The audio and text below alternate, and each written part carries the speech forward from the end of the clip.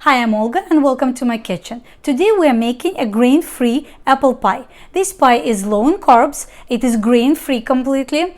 It fits into the keto lifestyle in small amounts, of course, because it has fruit in it. And it also fits into paleo, whole 30 diets and other diets that avoid grains and high carbs. My husband just walked into the kitchen and said that, "What smells so nice?" And I told him that I'm making apple pie. And he said, "Can I have a piece?" And I said that you can have a piece after I'm done filming the introduction. So he can't wait until I'm done. So let's see how to make this recipe. I try to keep it really simple. You're going to need 5 eggs and 1 cup of applesauce. I prefer organic unsweetened one. Then you're going to need unperfect apples. You can use perfect ones too, but these are the apples that my kids left half an apple that I can still use some of it. And any apples that look wrinkled, beaten up, that you wanna move and nobody is eating them in the house. This is a perfect recipe for this because we're going to peel them anyway. Then we're going to need I use 3 types of flour to make my grain-free flour mix. So we're going to need almond flour, we're going to need coconut flour, just a little bit of it, and arrowroot flour or arrowroot starch. Then we're going to need to make the dough rise, either baking powder or I personally do not use baking powder because it contains cornstarch and I don't do well with corn. So I mix 1 teaspoon of baking soda with 1 teaspoon of cream of tartar and it rises beautifully. I'm very happy with that. Then we're gonna need a little bit of pink salt and liquid stevia to sweeten it, extract stevia. A few squirts of it, and it is important that you use pink salt. For some reason it works well with stevia to take away that stevia taste. And we're gonna need some spices. You can either use cinnamon alone or you can use a pumpkin spice, or you can use both, whichever one you like. And what else? Walnuts I put here, but they are optional. If you like walnuts, taste of walnuts in your apple pie, then you may like these, but you don't have to add them. And for the equipment, you're going to need an oven. You need a cookie sheet. We're gonna bake it flat in a cookie sheet because it's a quick recipe, and we're gonna try to stretch the dough on a parchment paper all the way from corner to corner of the cookie sheet. This way it cooks faster. That's my style of cooking. I like it fast. You're gonna need a mixing bowl and a spatula, scraper. You need a peeler to peel the apples, and you need a hand blender to mix everything. I usually like to start this recipe by peeling apples. I like to do the dirty job first. So first I'm gonna prep the apples. I'm going to rinse them, peel them, and cut them into smaller pieces so they will cook faster in our apple pie. My apples are already washed. I always wash all fruit as soon as I bring it into the house. Whenever I go shopping, I soak with baking soda and a little bit of dish detergent in cold water, all the fruits, and wash them. This way I don't have to worry about doing it after, and I don't have to worry if my kids forget to wash an apple and start eating. So that's why my apples are already washed, and I'm just gonna peel them first, and then I'm gonna core them and cut them into smaller pieces. As you can see, these are seasonal summer apples that go bad fast. It's a season of apples now, and I buy a lot of them. I get very excited when I go into the store and I see all the different variety of apples, but unfortunately it backfires on me. These apples, actually little ones, they ended up being a little bit tart and my kids did not want to eat them. They prefer the sweeter ones, but they're perfect for this recipe. And as you can see, because they are summer apples, they go bad really fast. Usually in the winter they sell to us apples that are harder varieties, and they can store better. But these are the summer apples that are very nutritious and very delicious, and we should try to eat them and use them as much as we can. Here I also found apples that were a little bit rotten. I'm not sure if I can use them, but to find out if I can use these apples, I'm going to split them in half first. Like you see, this one has only one side, but pretty big rotten spot, and this one is from two sides. So this may be not very good, but I'm going to split it in half and see if it's rotten through. You see, it's not really rotten through, so I probably can cut off this spot and can still use it, you see. Growing up, my grandparents on my mother's side, they lived in Ukraine on the farmland, and they always collected a lot of apples in the fall, and then by the middle of the winter they used to keep those apples in the cellar. It's like under the ground cellar, but by the middle of the winter the apples would start rotting just like this, and my grandmother would go every day to the cellar and pick out the rotten apples and start peeling them at night while we're watching TV. She would be peeling those apples and giving everybody pieces of those apples to eat. So it's my childhood eating somewhat rotten apples, I guess, which is not so good always, but if you cut off biggest part and don't eat the rotten parts, especially if you cook with them, they're fine. So this is what I have, all the peels and all the rotten parts, and these are the apples. You can use an apple core to cut the apples, but I feel like my apples are too small to even, like, by the time I core them, I'm gonna lose most of the good part of it. So I'm gonna just use a knife to take out all the seeds and the core.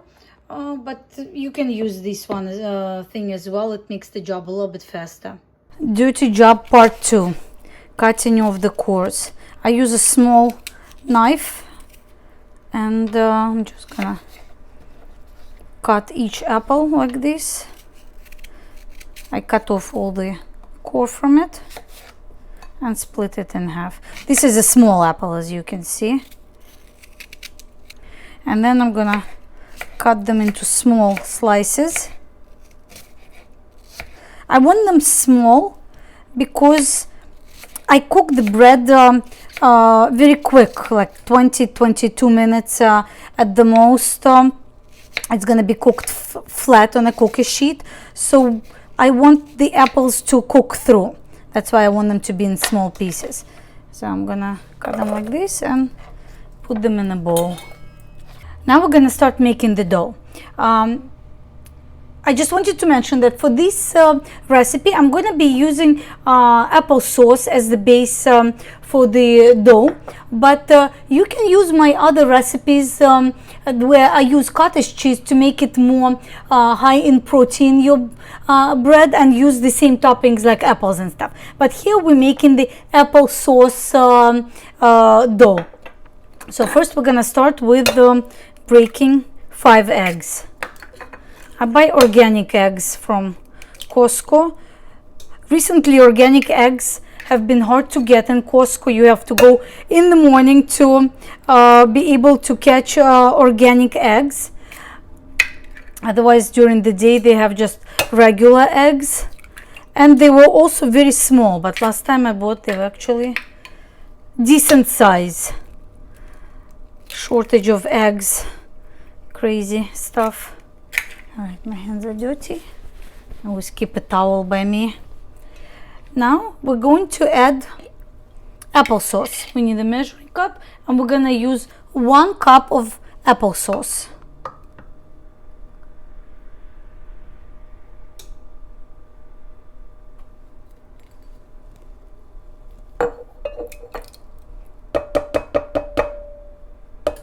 Okay.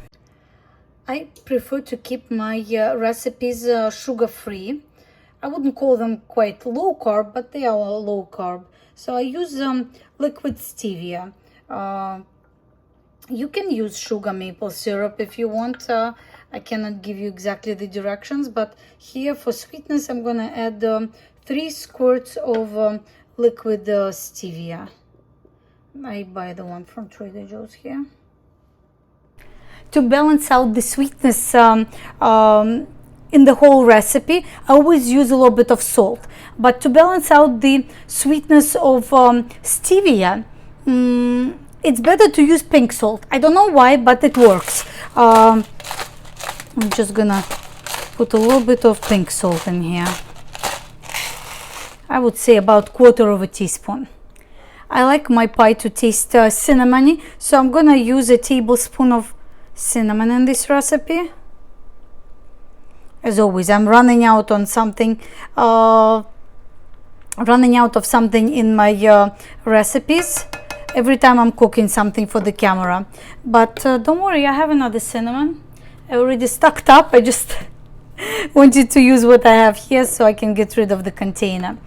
And I also like to use pumpkin spice in here as well. I'm gonna use probably about, need to remove this, about 1/2 tablespoon or a teaspoon of it. No exact science to it. Pumpkin spice adds a little flavor to it too. Okay. Next, you need to add something to the dough to make it nice and fluffy. You can use baking powder, 2 teaspoons, but I do not use baking powder because it has cornstarch in it. So I'm gonna use baking soda mixed with cream of tartar, 1 teaspoon of each. So I use cream of tartar. I love cream of tartar. I bought this bag from Amazon a long time ago and I still have a bunch of it. Definitely worth it. And baking soda, full teaspoon.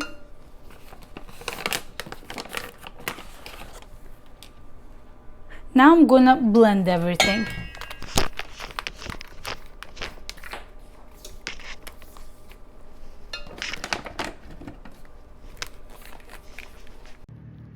Already nice and fluffy. This is all the ingredients before we add the flours. So it's kind of liquidy, as you can see, and starting to rise up because of the baking soda and cream of tartar in there. Now we're gonna add flour. Almond flour usually is the biggest amount. I buy mine from Costco. This is very good value. Blanched almond flour. I use 2 cups of it. It gives it nice texture to the dough. Your almond flour needs to be blanched. That means that the skins from the almonds were removed before they ground it into the flour. Okay. Now we need a 1/4 cup of coconut flour. Coconut flour is very dry and you have to be very careful using it, just a little bit of it. But for this recipe, I already know that exactly 1/4 cup is gonna be perfect.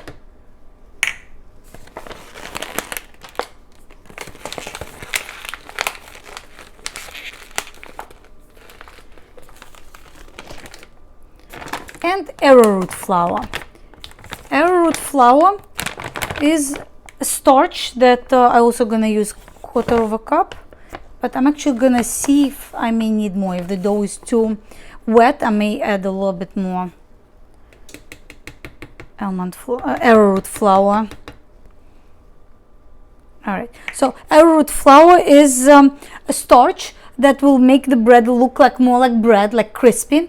But if you're on a super low carb diet, you may skip it. You will have to add maybe a tablespoon or 2 of coconut flour. But honestly, I'm started using arrowroot flour on purpose for the health of my gut, because my low carb diet was not feeding my gut bacteria, and I started to feel the health consequences of it.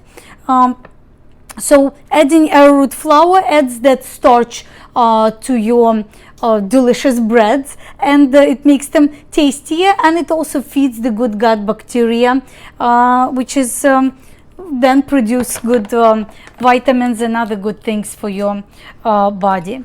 So now we're gonna blend everything here.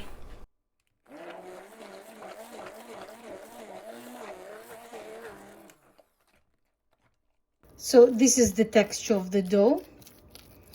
It looks brownish because of all the spices, and it smells delicious. If you're going to be using walnuts or any other nuts in your recipe, you need to make sure that they're in small pieces. Like I have half walnuts and like larger pieces. I want to chop them up a little bit. You can use pecans in here. You can use almond slices. Why not? Or whatever you find interesting for this recipe. I like baking like this because it gives you creativity. You don't have to follow the recipe exactly. You can use the ingredients that you like, and this is pretty much how I cook. I'm just going to mix them with the apples. You can also use raisins in here, but that will not be very low carb, but you can, why not? We are almost there. I'm going to use my cookie sheet, and I'm going to put the dough, spread it evenly as I can on the cookie sheet.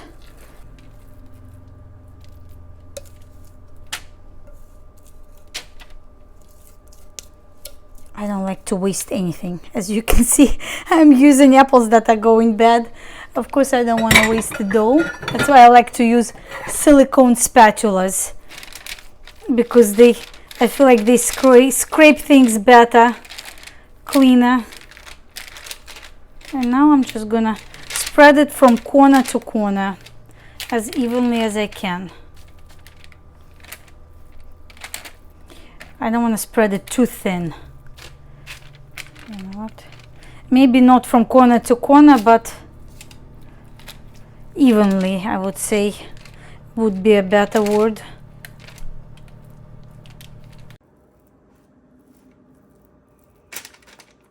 I don't want to stretch it too thin,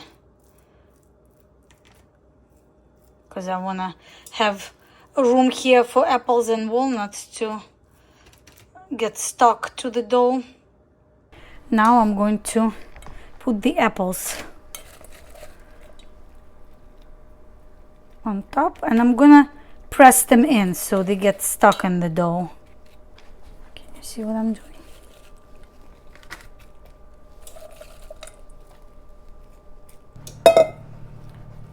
Alright, stretched out. Like I want every bite to be covered with at least a little piece of apple. So I'm gonna take my time to spread out the apples. And just to finish it off, I'm gonna sprinkle it with cinnamon. It's not coming out because it's almost empty. But remember, I have a backup of cinnamon standing right there. No worries. This is before the oven. My oven has been preheated long time ago because I was filming. It takes longer than usual cooking, and now I'm gonna put the timer on for 22 minutes. If this is your first time cooking this recipe, make sure to start checking on your apple pie at about 18 minutes or so, because all ovens are different, and some are stronger than others. The timer for 22 minutes just beeped, but it doesn't look fully ready, so I'm gonna give my pie another few minutes, probably another 3 minutes. I just took the pie out of the oven and it looks pretty good. Let me show it to you closer. Dough is brown, so it's hard to tell when it's ready, but you see like the browny edges. This is the sign that it's ready. Now that the apple pie is cooled down, I'm gonna slice it. I usually like to slice all my cookie sheet breads or pies into 24 slices. This way, this is how I calculate the nutritional value for each slice. You can cut it in any ways you want. You can cut it sideways or whichever, but I'm gonna usually I split it in half this way, and a pizza cutter works great for this, and then in half this way. Now I'm gonna split this piece into the longer part into 3 parts approximately.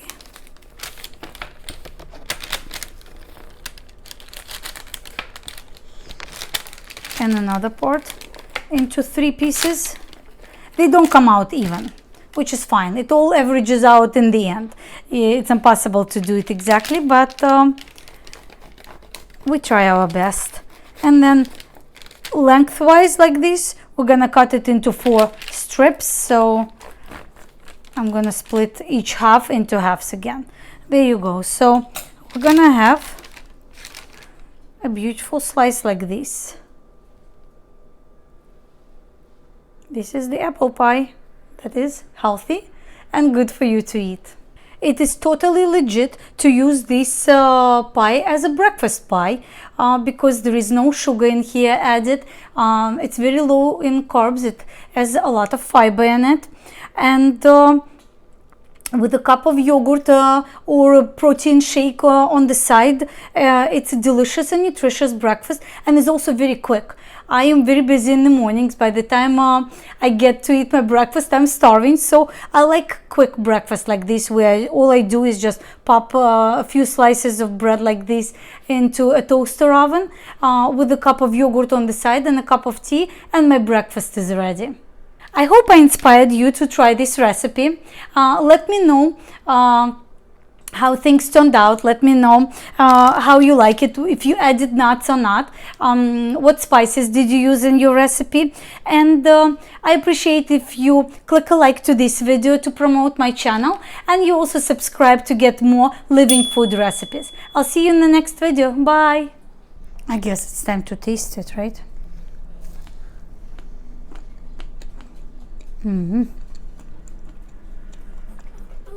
Actually got a mouthful of nuts, not apples. I need another bite with apples. Delicious. I have some tea here. And my dog is already asking. My dog loves my bread. My dog Sky loves my bread. You like it? Good? I put leftovers of this pie in the airtight container, and I'm gonna keep it in the refrigerator. Before eating it again, when it was sitting in the refrigerator, it may get a little bit moist. So I would toast it in a toaster and then enjoy.